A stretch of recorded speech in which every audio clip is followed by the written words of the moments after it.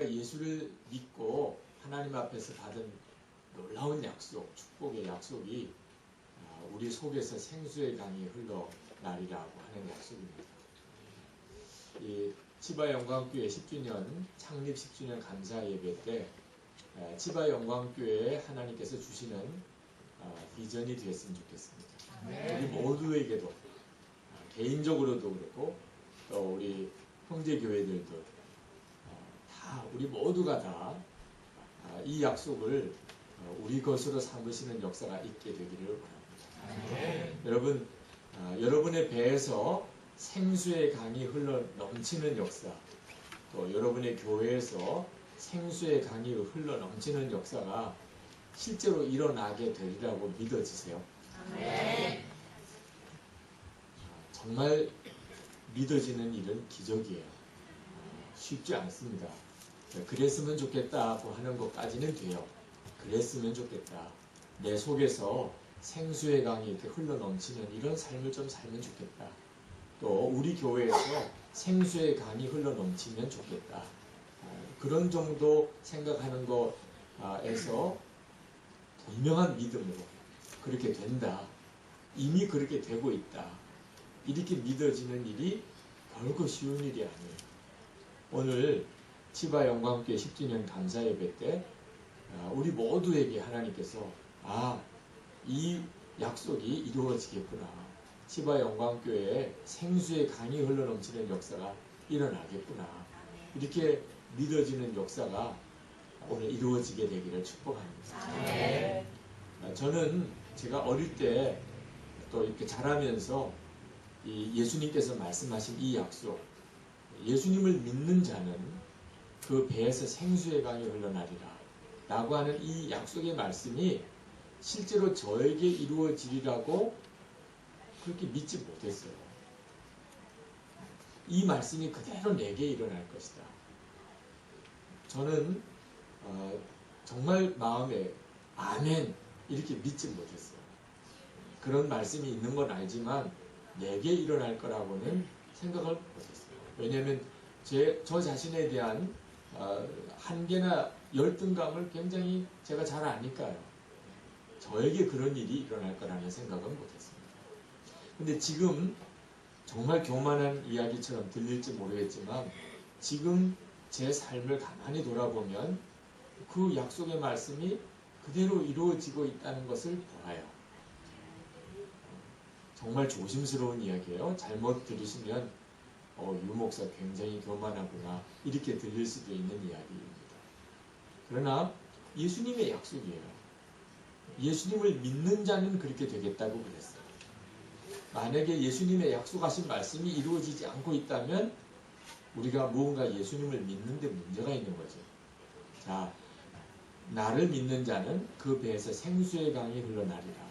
근데 생수의 강이 흘러나는 삶이 아니라면 예수님을 믿는데 문제가 있는 거죠. 예수님을 믿는 게 분명하다면 생수의 강이 흘러나는 게 당연하죠. 저는 제 어릴 때 저 자신의 모습을 가만히 이렇게 돌아보면 뭔가 제대로 이게 좀 뭔가 일을 제대로 해낼 수 있는 사람이 되리라고는 저 자신도 잘 기대가 안 되는 사람이었어요. 제가 어릴 때 저는 가난한 목사의 아들입니다. 부산에서도 서민 영도라고 하는 곳에 아주 가난한 목사의 아들로 제가 어린 시절을 거기서 자랐어요. 굉장히 성격이 아주 수줍은 성격, 내성적인 성격입니다. 저 어릴 때 제 모습을 보면 이 친구가 뭔가 큰 일을 해내겠구나. 이 도무지 상상도 안 되는 아이였어요. 지극히 평범하고 부끄러움 많이 타고 남 앞에 가서 말 한번 제대로 못하고 그런 아주 그런 아이였어요. 뭐 운동을 잘하는 것도 아니고 그렇다고 해서 뭐 노래를 잘 부르는 것도 아니고 무슨 끼가 있는 것도 아니고 정말 지극히 평범한 그러나 단 하나 자랑거리가 있다면 어른들 말 잘 듣는 거 그냥 착해 기성이는 착해 그런 정도쯤에 그 착한 애가 무슨 큰일을 해요. 그런 정도의 아이였어요. 근데 제가 지금 저 자신을 가만히 돌아보면 제가 지금 이렇게 일본에 와서 우리 형제교회 창립 예배에 이렇게 말씀을 전하는 일이 잘 믿어지지 않아요. 어떻게 내가 이런 역할을 하고 있나. 근데 지금까지 제 삶을 가만히 돌아보면 예수님을 제대로 한번 믿어봐야 되겠다. 어떻게 예수님을 믿는 게 진짜 예수님을 믿는 건가. 이런 고민이 제 안에 어려서부터 있었어요. 교회에서 자라면서 교회 어른들을 이렇게 보면서 저렇게 하는 것이 예수님을 믿는 걸까? 교회의 모습을 보면서 마음에 갈등이 많았어요. 저게 예수님을 믿는 진짜 모습일까? 제가 어릴 때부터 가지고 있었던 고민이 있었다면 그거였어요. 그래서 제 마음속에 예수님을 제대로 믿는 것은 뭘까? 나는 그러면 예수님을 제대로 믿는 걸까? 이런 고민을 가지고 지금까지 살아온 것밖에 없어요. 그래서 어떻든지 예수님 제대로 한번 믿어보자. 그렇게 살아왔더니 지금 이렇게 사라지고 있는 거예요. 제게 있어서 이 설교의 열등감이 있었어요. 저는 사람들 앞에 나서서 이렇게 말을 한다는 게 굉장히 힘들었던 사람이에요. 제가 고등학교 졸업할 때까지 성격이 굉장히 내성적인 사람입니다. 저는 혼자서 이렇게 가만히 있으라 그러면 며칠도 행복하게 잘 지내요. 사람들하고 이야기하라 그러면 그때부터 굉장히 피곤해지는 성격입니다. 사람들에게 비율을 맞추고 어떻게 하면 그 사람이 좋아하게 내가 할 수 있을까 이런 고민이 막 많은 사람이에요. 성격적으로 그런 분이 계시죠? 사람들하고 같이 있으면 막 힘이 나는 사람이 있습니다. 혼자 있을 때는 정말 어떻게 해야 될지 모르고 초조해하고 그런 분들이 있죠. 외향적인 성격인 분들. 그런 분들은 말을 해도 굉장히 재밌게 하고 즐겨요. 그런 사람들. 근데 저 같은 성격에 있는 사람은 그냥 조용히 묵상하는 걸 더 좋아. 머릿속에는 생각이 너무너무 많지요. 그러나 이렇게 나서서 무슨 말을 하라고 그러면 굉장히 힘들어지는 사람이었어요. 근데 제가 목사가 되는 것이 어릴 때부터 정해진 운명처럼 저에게 주어졌어요. 저희 아버님이 저를 하나님께 낳자마자 목사로 바쳐버리셨어요. 저하고 아무 은연도 없이. 그냥 큰아들이라고 하나님께 바쳤다는 겁니다. 저는 목사가 되어야만 하는 사람이었어요. 목사는 설교를 해야 된다네요. 내가 어떻게 설교를 할 수 있을까? 제가 신학교 들어가서 어린이 설교를 한번 하고는 혼이 났습니다. 제가 자라기를 부산에서 자랐어요.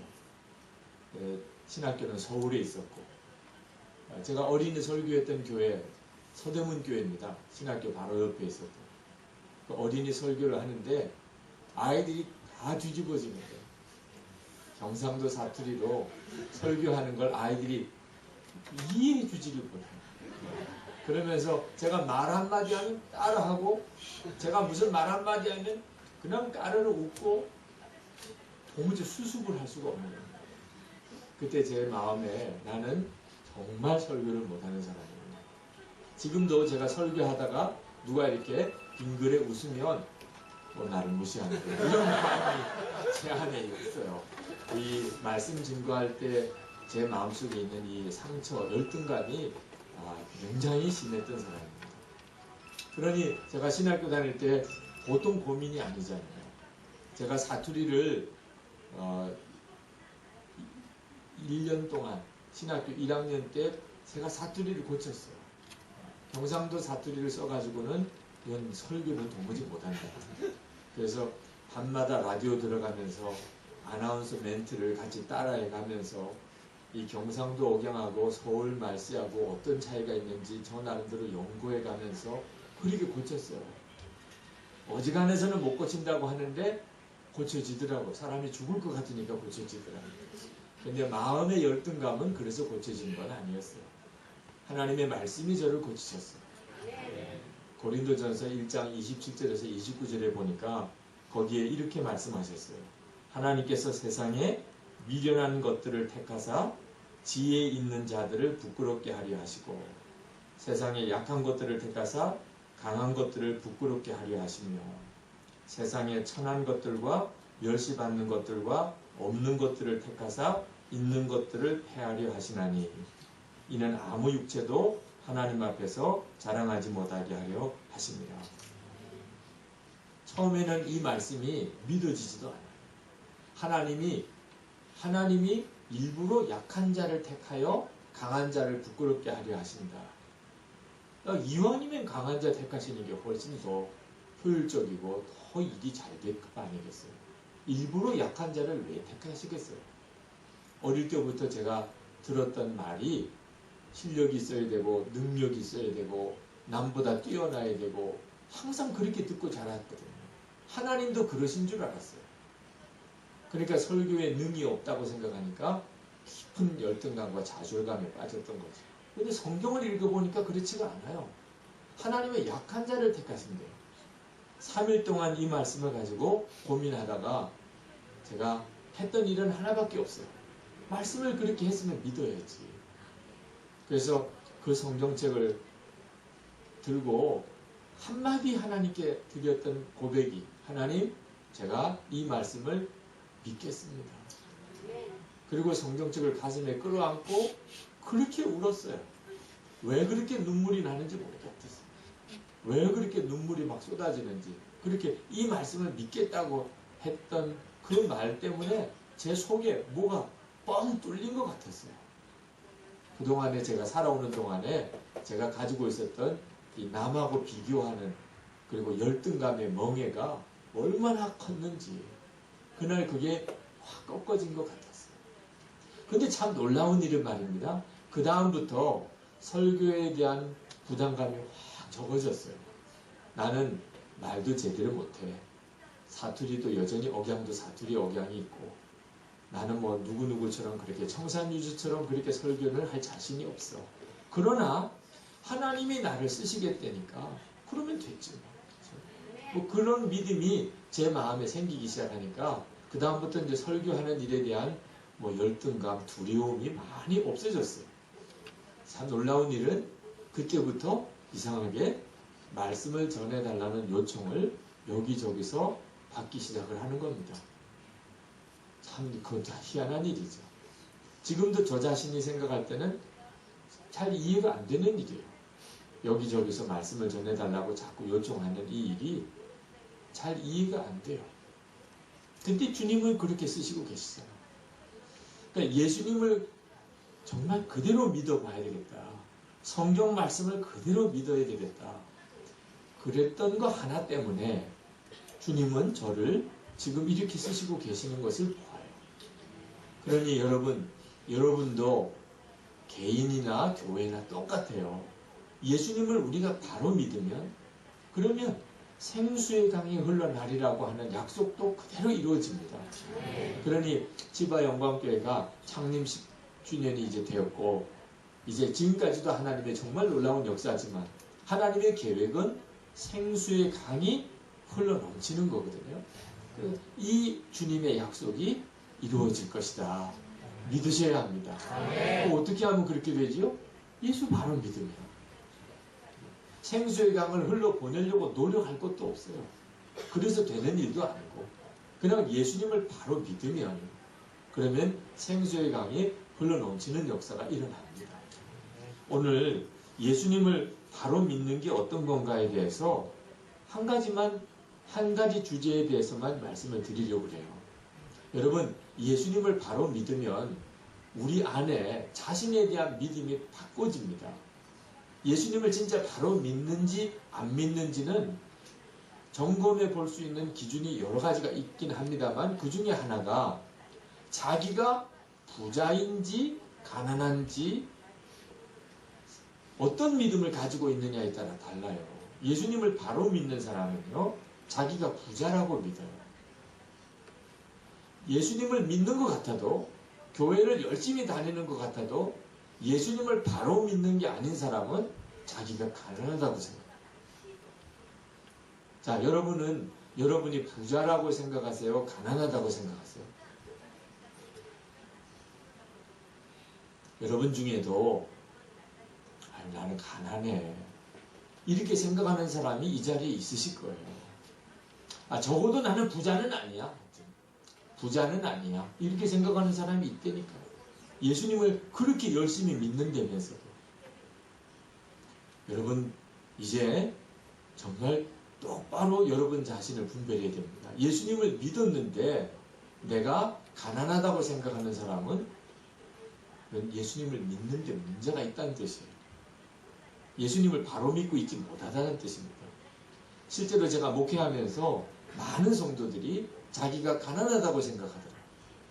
많은 교회가 자기가 가난하다고 생각해요. 예수님을 믿는다면서. 자, 여러분이 가난한지 아닌지 제가 한번 성경 구절로 분별을 해드릴게요. 디모데전서 6장 7절, 8절을 한번 봅시다. 디모데전서 6장 7절, 8절 한번 찾아보실까요? 디모데전서 6장 7절, 8절. 자, 같이 한번 읽겠습니다. 시작. 우리가 세상에 아무것도 가지고 온 것이 없음에 또한 아무것도 가지고 가지 못하리니 우리가 먹을 것과 입을 것이 있은즉 족한 줄로 알 것이니라. 아멘. 여러분, 입을 게 있어요? 먹을 건 있어요? 집에 가면 먹을 거 있으세요? 네, 집에 가면 갈아입을 옷 있으세요? 부자시네요. 부자시네. 성경이 말했잖아요. 족한 줄로 알라고 그랬잖아요. 여러분, 만족해요. 좋게요. 어느 정도쯤 부자면 그런 만족감이 있을까요? 여러분이 한번 부자라고 생각되는 사람에게 찾아가서 한번 물어보세요. 만족하시지요? 이제 만족하시지요? 그러면 조금만 더 있으면 어떻게 이 정도로 만족을 해요? 그렇게 많이 가지고 있다는 사람, 내가 보기에는 분명히 부자예요. 그런데 만족하다는 생각이 없어요. 그런데 성경에 보니까 어떻게 하면 만족하라고요? 먹을 게 있고 입을 거 있으면 만족하라. 부자라는 뜻이에요. 근데 여러분 중에 별로 마음에 안 드실 거예요. 어떻게 먹을 거 입을 거 있다고 부자냐? 어떻게 먹을 거 입을 거 있다고 만족하라는 말이냐? 그런 생각이 여전히 지금 있으신 분들이 있을 거예요. 이 은혜가 되는 말씀이기보다는 짜증이 나는 말씀이에요. 먹을 거 입을 건 있긴 하지만 그렇다고 해서 어떻게 내가 부자라고 말할 수 있냐? 그 디모데전서 6장 9절 10절에 가면요, 그런 분들이 마음에 들어하는 구절이 나와요. 부하려 하는 자들은 해당되는 말씀이 나왔죠? 부하려 하는 자들은 부자 되고 싶으세요? 솔직히 말씀해 보세요. 부자 되고 싶으신 분들은 눈이 번쩍 뜨이는 구절이에요. 내 말씀이 나오는구나. 그런데 그 뒤가 조금 찜찜해요. 시험과 올무와 여러 가지 어리석고 해로운 욕심에 떨어지나니 곧 사람으로 파멸과 멸망에 빠지게 하는 것이라. 부자 되려고 하는 마음이 문제가 많아요. 10절에 보니까 돈을 사랑함이, 이것도 마음에 드시죠? 네, 돈 사랑하시는 분, 네, 은근히 좋아하시는 분, 돈이 귀찮아요? 이런 게 왜 있지? 나 자꾸 돈이 있어서 귀찮네. 이런 분들 혹시 있으세요? 나 이상하게 돈이 좋아. 그런 분들, 여러분에게 해당되는 말씀이니까 잘 들으세요. 일만하게 뿌리가 되나니 이것을 탐내는 자들은 미혹을 받아 믿음에서 떠나 많은 근심으로써 자기를 찔렀도다.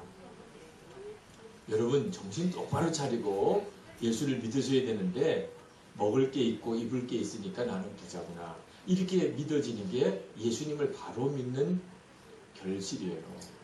그런데 예수님을 믿고도 부자 되고 싶고 돈을 사랑하는 것은 문제가 있는 겁니다.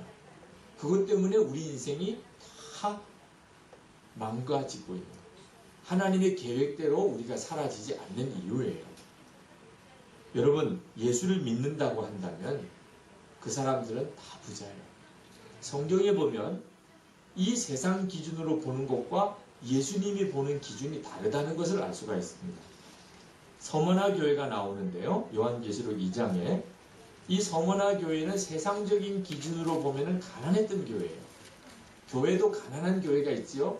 경제적으로 여러 가지 요건이 가난한 교회가 서머나 교회예요. 그런데 예수님이 보기에는 달랐어요.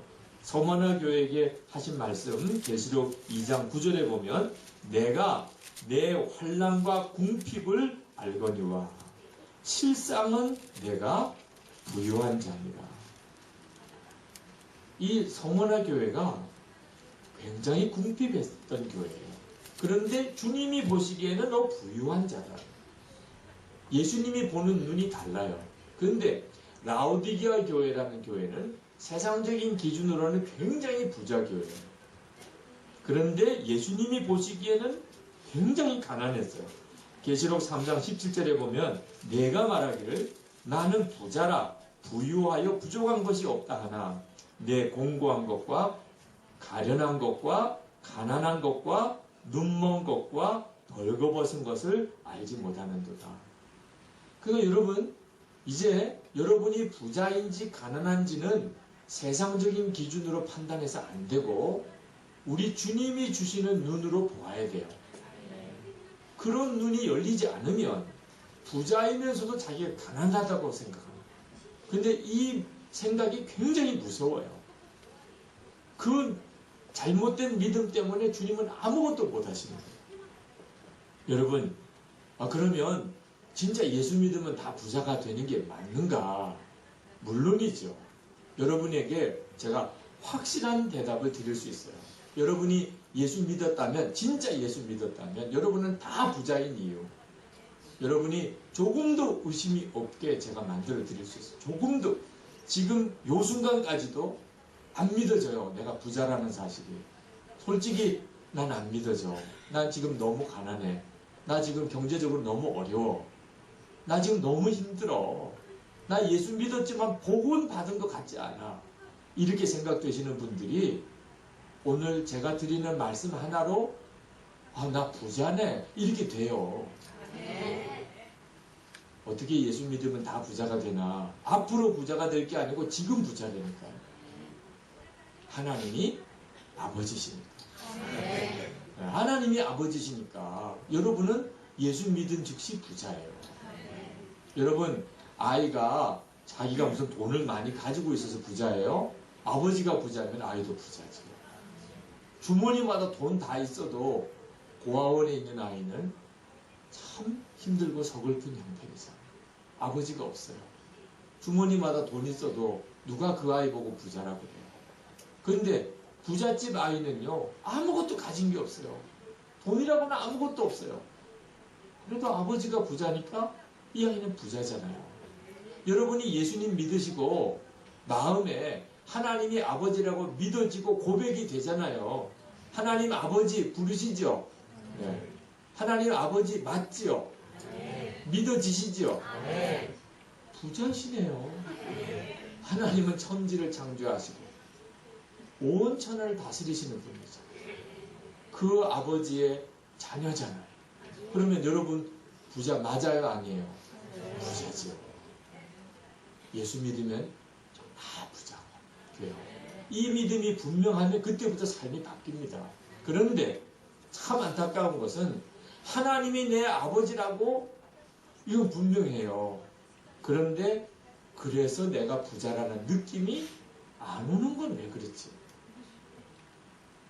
제가 하나님이 여러분의 아버지시라고 이런 말을 들었을 때 마음에서부터 막 뜨겁게 성령에 충만해서 그러구나 나는 부자구나 이렇게 믿어지시는 분은 참 귀한 분이지만 어떤 분들은요 짜증이 더 나.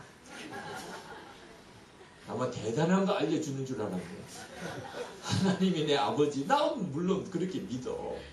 그런데 난 여전히 가난한 걸 뭐 이루고 있는 분이 있다니까요. 근데 이분들은요 왜 그런 믿음이 하나님이 아버지인데 나는 가난하다는 생각이 왜 안 바꿔지나 정확하게 아셔야 돼요. 여러분의 안에 이 세상의 영, 그게 가난의 영입니다. 이 가난의 영이 여러분 안에서 떠나지 않고 있기 때문에 여러분 고린도전서 2장 12절에 보면 이렇게 말씀하고 있습니다. 우리가 세상의 영을 받지 아니하고 오직 하나님으로부터 온 영을 받았으니 이는 우리로 하여금 하나님께서 우리에게 은혜로 주신 것들을 알게 하려 하심이라. 그랬어요. 우리가 예수를 믿으면 영이 바뀝니다. 성령님이 내 안에 오시기 전에는 세상의 영이 내 안에 있는 거예요. 근데 성령님이 내 안에 오시고 세상의 영이 떠나면 하나님이 내게 은혜를 주시는 것들이 다 깨달아져요. 그건 나는 엄청난 부자구나. 하나님이 내 아버지시고 그게 믿어지니까 그때부터 내 속에서 생수의 강이 흘러가는 역사가 일어나요. 그런데 예수를 믿었으면서도 이런 역사가 안 일어나는 분이 있어요. 예수를 믿었는데도 여전히 자기는 가난하다. 그거 생각하니까 생수의 강이 어떻게 흘러가요? 가난한 자 속에서 흘러나갈 게 뭐가 있어요? 이유는 세상의 영이 분명히 떠나지 않은 거예요. 이 세상의 영이 이 거지의 영입니다. 거지의 영.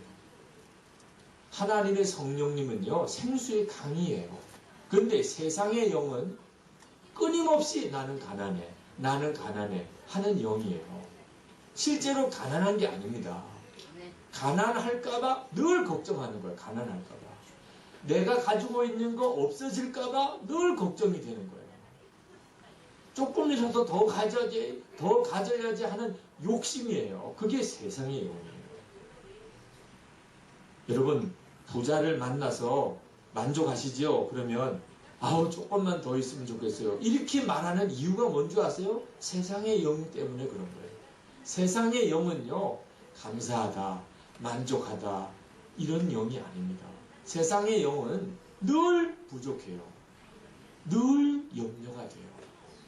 그러니까 세상의 영을 가지고 사는 사람, 교회를 다녀도 집사인데도 목사인데도 세상의 영을 가지고 있는 사람은 특징이 딱 분명해요. 항상 부족해요. 항상 염려가 돼요. 서울에 강남구에 있는 아주 부자 동네, 그 서울 강남구 부자 동네 집값 엄청나게 비싸요. 그러니까 부자 동네죠. 거기 산다는 것 자체가 부자예요. 그런데 그 부자 동네에 장애인 학교가 들어서게 됐습니다. 난리도 아니에요. 그 부자들이요, 데모하고 난리도 아니에요. 여러분, 그 정도쯤 부자면 말입니다. 장애인 학교가 들어선다 그러면 너무너무 잘 됐다. 우리 동네에서 이런 좋은 일이 생긴 게 참 너무 감사하다. 우리가 뭐 도와줄까요? 우리가 뭐 그래야 부자지요. 부자답지요. 그런데 그 부자들이요, 다 구청에 가서 데모하고 장애인 학교 허가해 준 거에 대해서 막 난리도 아니었어요. 왜 그랬을까요? 집값 떨어질까봐. 자기들 집값 떨어질까봐. 장애인 학교 옆에 있다 그러면 집값 떨어진다는 생각. 그 부자예요? 가난한 사람들이죠. 그게 가난의 영이에요. 가난의 영. 집값 떨어져도 부자예요. 그 사람들은. 집값 좀 떨어진다고 혹 그렇게 가정을 해도 그 동네 집값은 엄청나게 비싼 거예요. 그런데도 그걸 못 견디는 거예요. 이런 사람은 부자 아니죠. 돈은 많이 가지고 있어도, 집은 좋은 집을 가지고 있어도 가난한 사람이에요. 이유는 그 속에 있는 영이에요. 가난의 영이. 가난하냐 부자냐 기준은요, 얼마나 많이 가지고 있느냐가 아닙니다. 얼마나 다른 사람을 도울 수 있느냐, 그게 부자냐 가난하냐의 진정한 기준이에요. 얼마나 다른 사람을 도울 수 있느냐. 내가 부자라고 생각하는 사람은 도와요. 내가 가난하다고 생각하는 사람은 내가 뭘 도울 게 있어. 근데 희한하지요? 많이 가지고 있는데도 자기는 도울 게 없다는 사람이 있어요. 굉장히 적게 가진 것 같은데도 항상 남을 돕는 사람이 있어요. 영이 다른 거예요, 영이. 제가 서울의 큰 교회 부목사로 있을 때 어느 날 부자 동네에 담당하시는 목사님 신방 갔다 와서 탄식을 하더라고. 탄식을. 무슨 이야기인가 들어봤더니 집이 100평이에요. 집이. 그 고급 주택지에 또 집이 100평 집이에요. 그 목사님이요, 그렇게 넓은 집을 처음 가봤대요. 들어가 보니까 어디가 어딘지 정말 출구를 찾기가 어려울 정도로 그렇게 집이 넓더래요. 운전기사도 뭐 둘인가 셋인가 있고, 집에서 아주 고정으로 살면서 집안일을 돌봐주는 그런 사람도 둘인가 그렇게 있고. 그런데요, 그 집사님 기도 제목 뭐냐고 신방 가서 그랬더니 너무 경제적으로 어렵대요. 목사님, 너무 경제적으로 우리가 어렵대요. 기도해달라는 거예요. 목사님이 어떻게 기도를 해야 될지 모르겠더래. 지금 자기가 그 고급 주택지에 100평도 넘는 집에 들어와서 운전기사도 둘셋, 집에서 일해주는 사람도 둘셋씩 있는 집에 가서 주여, 이 집이 경제적으로 너무 어렵습니다. 어떻게 기도를 해야 될지 모르겠어요. 그게 가난의 영이에요. 가난의 영이 내 속에 있으면 아무리 많이 가져도 가난해요. 아무것도 못해요. 자기는 늘 어려워요, 경제적으로. 근데 가진 게 별로 없는 것 같은데도 그는 언제나 부자예요. 나눠주고 살아요. 이게 참 신기한 일이죠. 영이 달라요. 세상의 영이 떠나고 하나님의 성령이 내 안에 오신 사람, 분명하면, 예수님을 정말 마음에 모시고 사는 사람이 분명한 사람은요, 다 부자예요. 왜? 늘 줄 게 있으니까. 주고 싶으니까. 삭개오가 예수님을 만났잖아요. 그죠? 사실은 삭개오는 부자였는데 예수님 만나기 전에는 가난한 사람이었어요. 근데 끊임없이 돈을 또 모으고 또 모으는, 정말 돈밖에 모르는 사람이었어요. 이런 사람이 가난한 사람. 예수님 만나고 그가 부자 됐는데, 부자 되니까 돈이 다 나가버렸어요. 자기 재산 다 가난한 사람이 나눠주고, 다른 사람에게 잘못 내가 돈 뺏은 거 4배나 갚아주고. 이게 뭐 삭개오가 남은 게 뭐가 있겠어요. 근데 그렇게 되는 이 마음이 기적인 거죠. 부자의 심령이 내 속에 들어오니까 나눠주고 싶은 거예요. 여러분, 잠언 11장 24절에서 26절에 보면 한번 보실까요? 잠언 11장 24절에서 26절.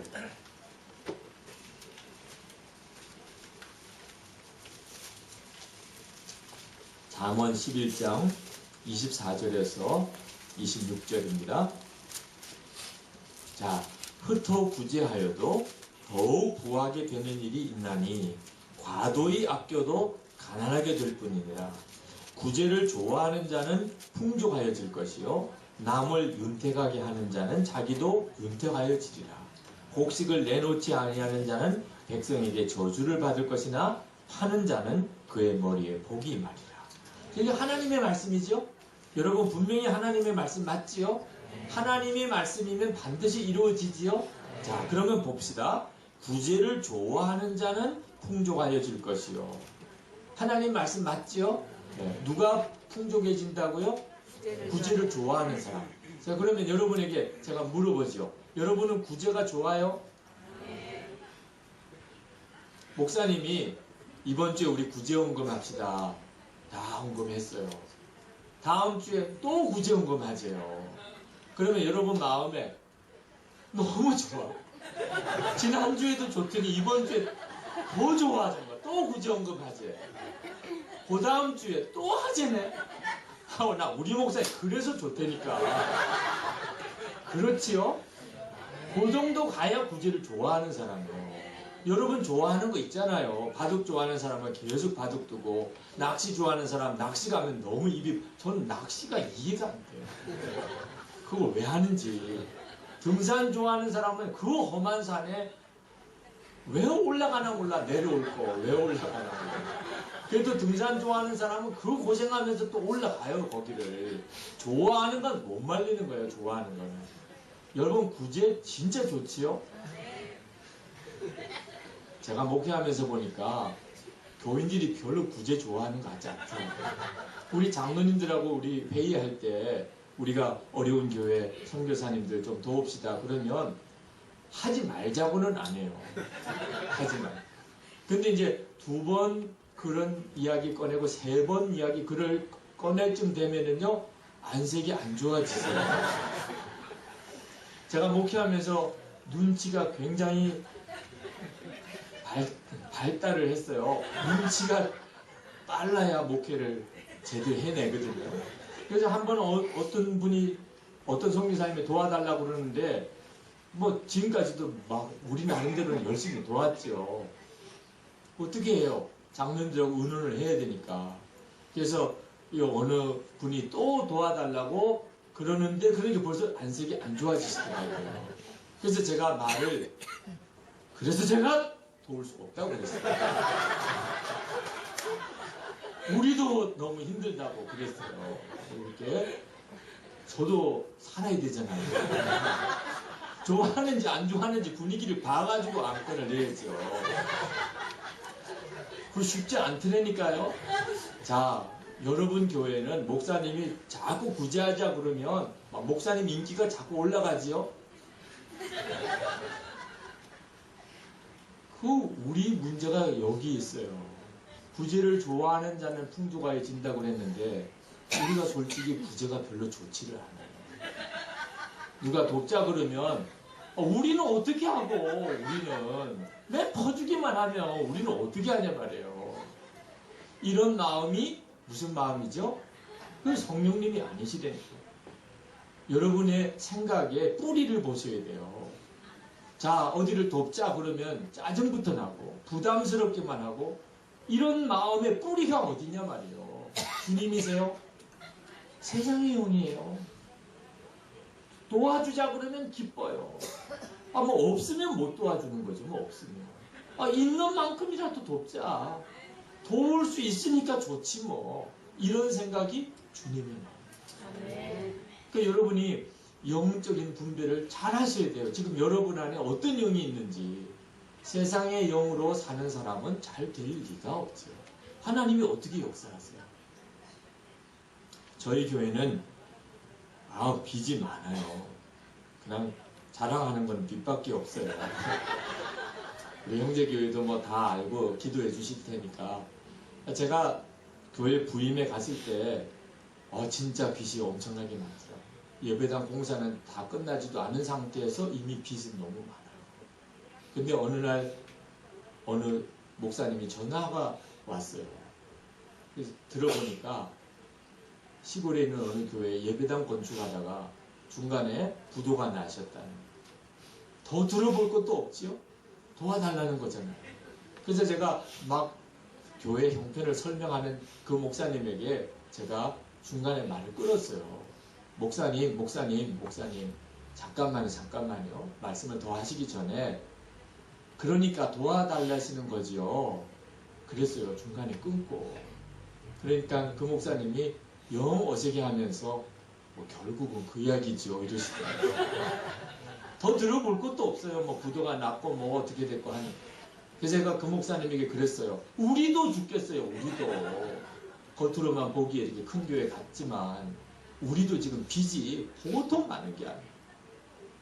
우리도 지금 이 빚 이자 갚고 이 원금 상환하는 게 지금 얼마나 어려운지 우리가 지금 도울 여건이 못 됩니다.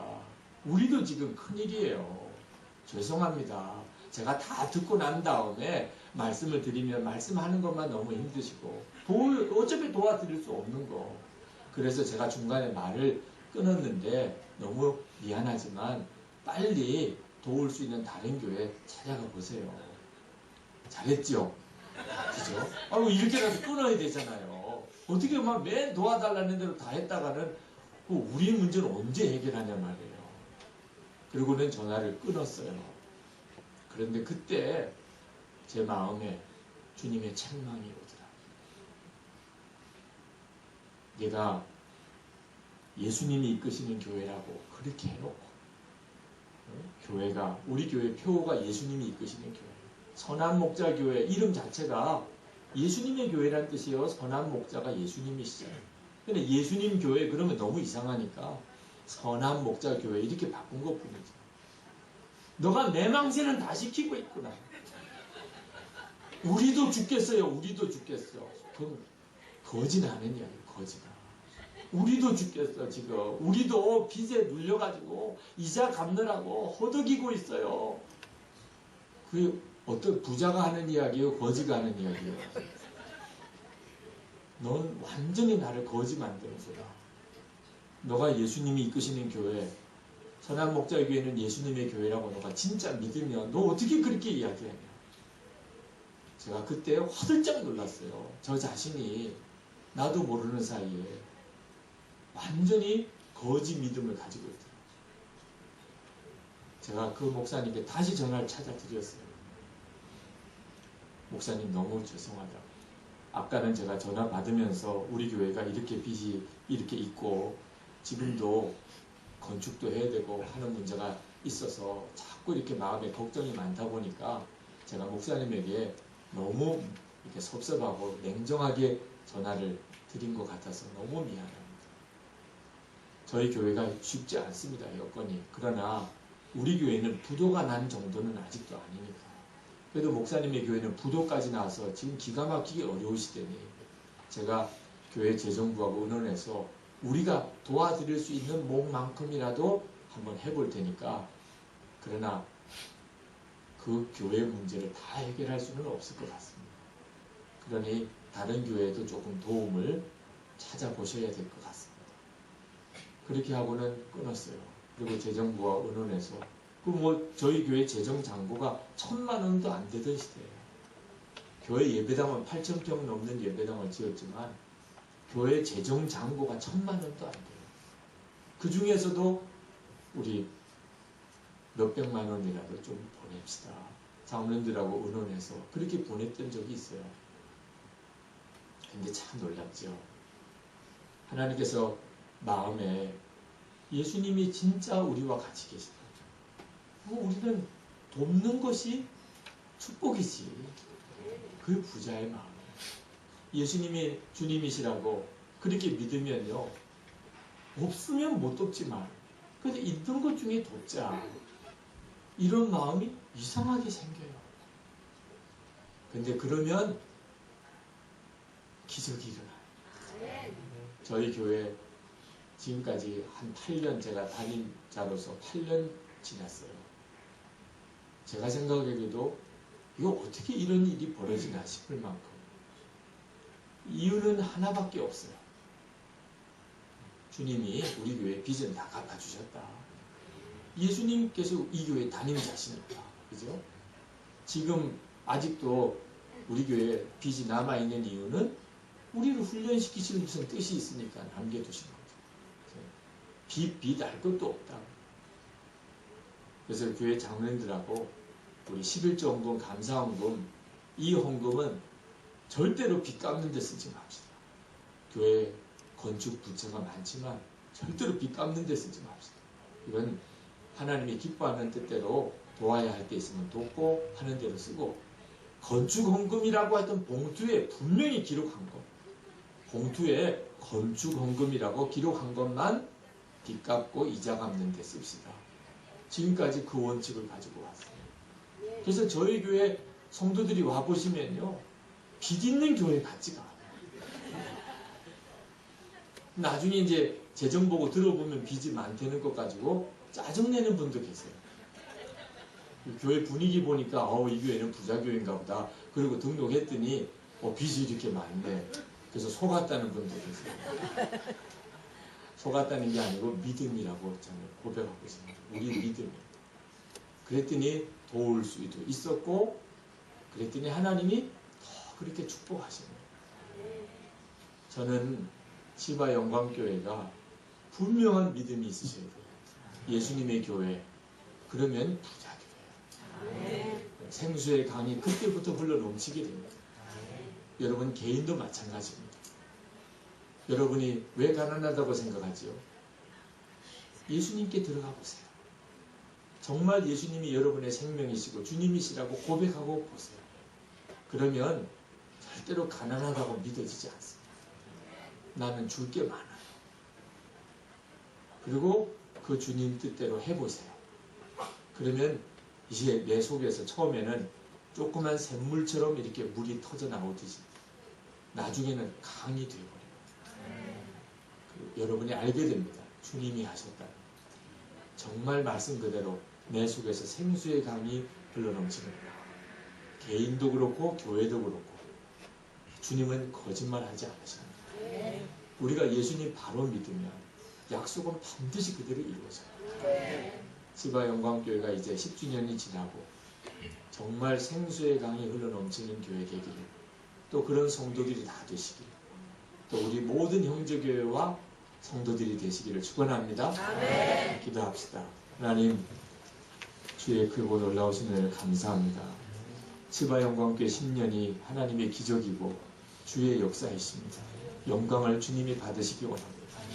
그러나 지금까지 10년은 정말 앞으로 주님이 하실 일에 비하면 아무것도 아닌 것처럼 여겨질 만큼 시바영광교회 이제부터 하실 일이 크고 놀라운 것을 믿습니다. 생수의 강이 흘러나리라.